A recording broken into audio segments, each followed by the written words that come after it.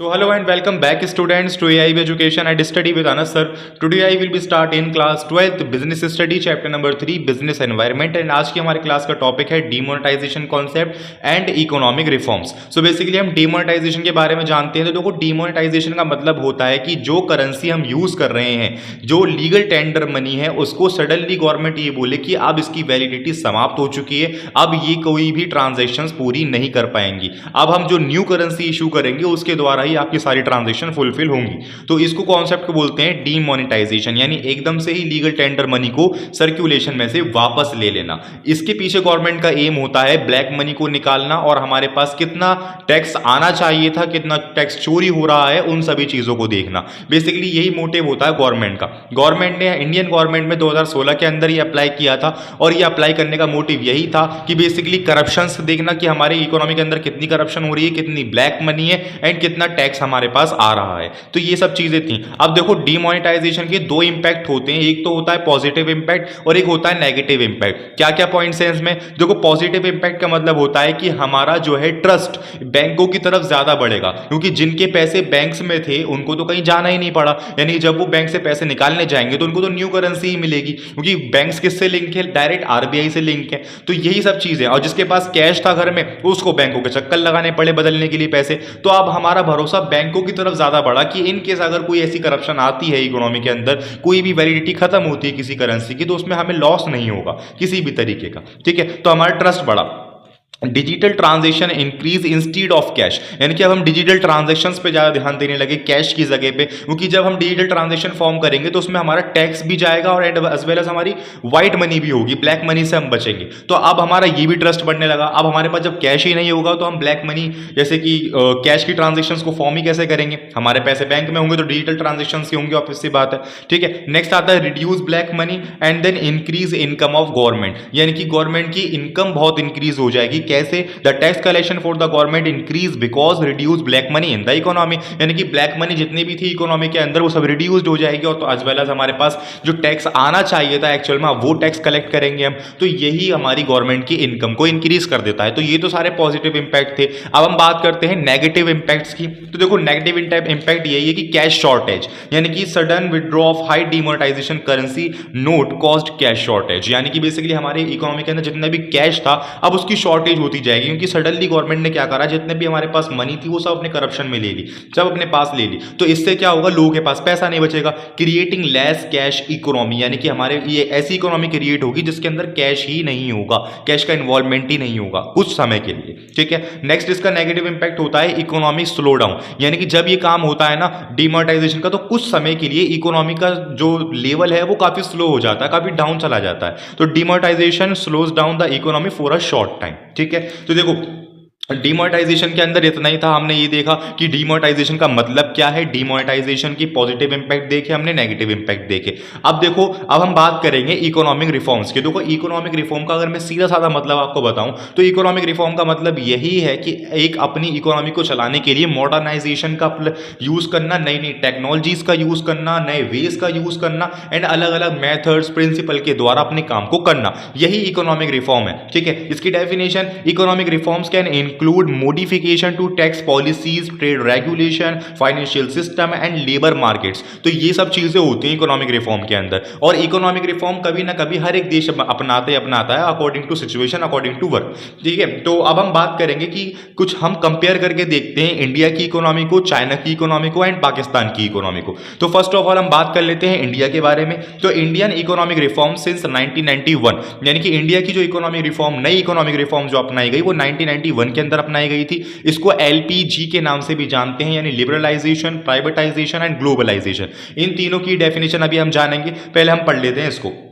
Liberalization of India economy led to increase foreign investment, reduce the trade barriers and rapid connect economic growth. तो basically India के अंदर क्या था, इसका motive यही था कि बेसिकली जो अलग अलग तरीके की लाइसेंस लेने पड़ते थे बिजनेस करने के लिए, जो सभी चीजें पब्लिकली थी, यानी कि सारी गवर्नमेंट की ही कंपनियां थी, उन सभी का रिडक्शन होने लगा. जो गवर्नमेंट का हर एक चीज में इंटरफेयर होता था उसमें रिडक्शन होने लगा. तो एज वेल एज हम ग्लोबलाइजेशन की ट्रांजेक्शन्स पे ज्यादा ध्यान देने लग गए, क्योंकि हमारे गुड्स बाहर बिकेंगे, हमारी बाहर पहचान भी होगी, हमारे कल्चरल एक्टिविटी को, हमारी सिस्टमेटिक एक्टिविटी सबको जान पहचान पाएंगे, यानी कि हमारी बिजनेस में भी ट्रांजेक्शन बढ़ेंगे और एज वेल एज दूसरी कंपनी दूसरे देश के लोग भी हमारे यहाँ पर प्लांट लगाएंगे तो रोजगार हमें ही मिलेगा।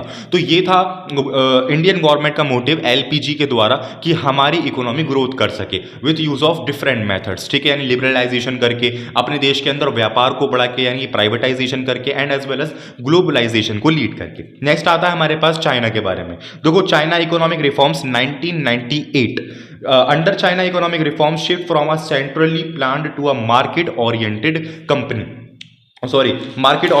economy, promoting private sector growth, foreign investment and integration into the global economy. So basically इनका 1998 के अंदर ये मोटिव था कि हम अपनी इकोनॉमी को ग्लोबल इकोनॉमी के साथ जोड़ें, हम प्राइवेट सेक्टर की ग्रोथ पर ज़्यादा ध्यान दें। जो हमारा सेंट्रल प्लान यानी कि सेंट्रलाइजेशन का कॉन्सेप्ट हम पढ़कर आए हैं ना, जो सेंट्रलाइजेशन का कॉन्सेप्ट है उसको फॉलो ना कर हम डिसेंट्रलाइजेशन की तरफ बढ़ेंगे। ये तो चाइना के बारे में था। अब डिस्कस करते हैं हम पाकिस्तान के बारे में। तो देखो Pakistan began economic liberalisation in 1980s, focusing on privatization, deregulation, and encouraging private sector growth.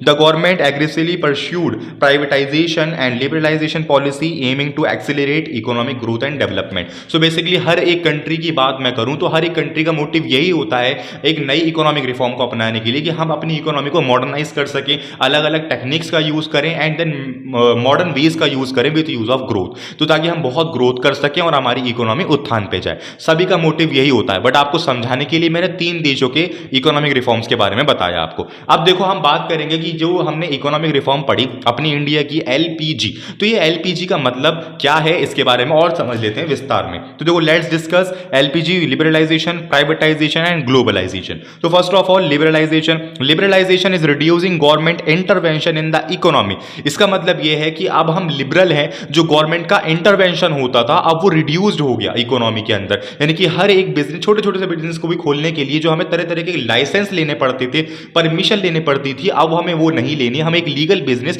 बिना किसी लाइसेंस के भी कर सकते हैं, ठीक है। रिड्यूसिंग एलिमिनेटिंग टैरिफ्स, यानी कि जो तरह तरह के बैरियर्स थे, टैरिफ्स थे, टैक्सेस थे, उन सभी का reduction, other trade barriers and promoting to individual freedom, civil rights and social justice. तो ये था लिबरलाइजेशन का मतलब। अब हम बात करेंगे प्राइवेटाइजेशन। तो privatisation mean is transfer of ownership government to government, यानी पब्लिक एंटरप्राइजेस की बात हो रही है, public to private. For example air India, यानी कि प्राइवेटाइजेशन का मतलब होता है कि जो गवर्नमेंट कंपनीज हैं, जो पब्लिक सेक्टर है, उसको प्राइवेट सेक्टर के अंदर कन्वर्ट करना। इसके 2 मेथड्स होते हैं। फर्स्ट ऑफ ऑल हमारे पास आता है डिसइन्वेस्टमेंट एंड सेकंड आता है हमारे पास ट्रांसफर ऑफ ओनरशिप। तो ट्रांसफर ऑफ ओनरशिप का मतलब सेम यही है जो अभी आपने डेफिनेशन पढ़ी, आपको नोट्सों के अंदर भी शो हो रहा होगा। अब हम बात कर लेंगे डिसइन्वेस्टमेंट की, बट उससे पहले हम यहाँ पे एग्जांपल पढ़ा हमने एयर इंडिया का। तो एयर इंडिया पहले के समय में एक पब्लिक कंपनी थी, but now is private company. So ये डिवाइड क्या हो गई, ट्रांसफर हो गई ओनरशिप इसकी, लाइक डिसइन्वेस्टमेंट के द्वारा,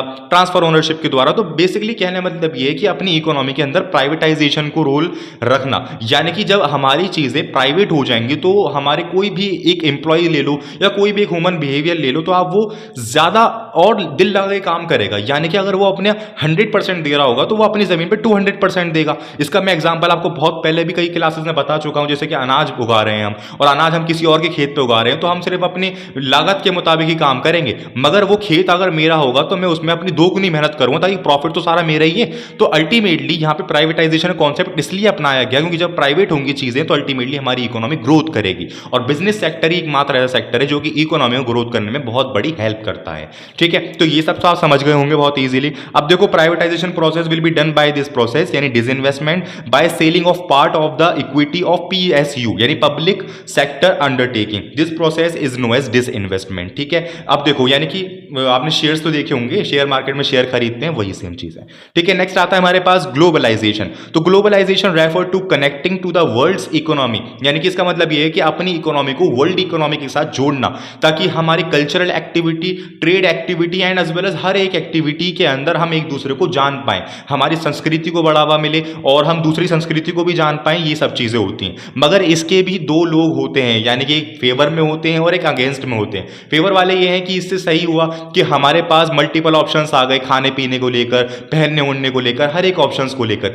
मगर इसके जो अगेंस्ट है। उनका मानना यह है कि इस ग्लोबलाइजेशन की वजह से हमारी संस्कृति को नुकसान पहुंचा है, क्योंकि हमारी संस्कृति कोई पैंट शर्ट पहनने की नहीं है, कोई जीन्स पैंट पहनने की नहीं है। हमारी संस्कृति है कुर्ता पजामा पहनने की, साड़ी पहनने की। अब आज के समय में कोई नहीं पहन रहा। ये किस कारण हुआ है? ग्लोबलाइजेशन की वजह से हुआ है, क्योंकि हमने दूसरे देशों के प्रोडक्ट्स देखे और फिर धीरे धीरे करके उनको अपना लिया और अपनी सभी चीजों को हम भूलते चले गए। तो ये होता है globalisation concept. So students, hopefully आपको दोनों ही कॉन्सेप्ट अच्छे से समझ में आए होंगे, कोई डाउट नहीं बचा होगा। बट फिर भी किसी भी टॉपिक में या किसी पॉइंट में कोई डाउट रह गया हो, कोई नोट्स में किसी पार्ट में कोई दिक्कत आई हो, तो आप मुझे कमेंट सेक्शन के अंदर जरूर बताइएगा। मिलते हैं नेक्स्ट क्लास के अंदर नेक्स्ट एंड इंपॉर्टेंट टॉपिक के साथ, brief best and short explanation के साथ एंड अपने हिंदी नोट्सों के साथ। Thank you.